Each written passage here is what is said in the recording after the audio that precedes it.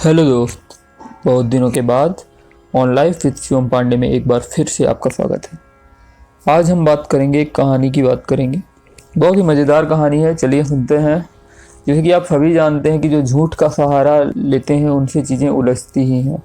दरअसल हम किसी भी सच को छुपाने के लिए झूठ बोलते हैं, फिर हमें और झूठ बोलना पड़ता है और धीरे धीरे जो छोटी ही बात होती है वो और ज़्यादा कॉम्प्लिकेटेड होती जाती है और फिर एक समय ऐसा आता है कि आपको सच बोलना पड़ता है या फिर आप सच नहीं बोलते हैं तो फिर आपको झूठ की कीमत चुकानी पड़ती है और वो कीमत बड़ी हो जाती है। तो इसीलिए झूठ का सहारा लेने से चीज़ें उलझती हैं। तो एक मज़ेदार और सिंपल ही कहानी के से हम ये चीज़ समझेंगे। तो चलिए शुरू करते हैं।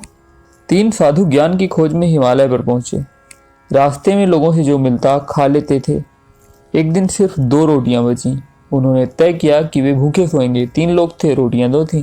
और उन्होंने ये तय किया कि सपने में आकर ईश्वर जिसे रोटी खाने का संकेत देंगे वही रोटी खाएगा। आधी रात के बाद अचानक तीनों उठकर एक दूसरे को अपना सपना सुनाने लगे।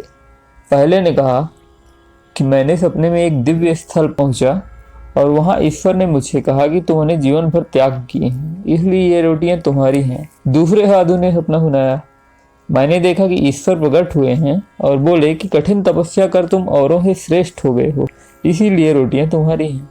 अब तीसरे साधु की बारी थी, तो उसने कहा कि मुझे सपने में ना ईश्वर मिले ना ही उन्होंने मुझे रोटियां खाने को कहा। आधी रात को अचानक भूख से मेरी नींद खुली और मैंने रोटियां खा ली। दोनों साधु चिल्लाए, तुमने हमें क्यों नहीं बताया? कैसे बताता? तुम दोनों तो गहरी नींद में ईश्वर के साक्षात्कार में लगे थे। मुझे ईश्वर ने तीव्र भूख का अनुभव कराया और मेरी नींद खुल गई। यही संकेत पर्याप्त था कि मुझे रोटियां खा लेनी चाहिए।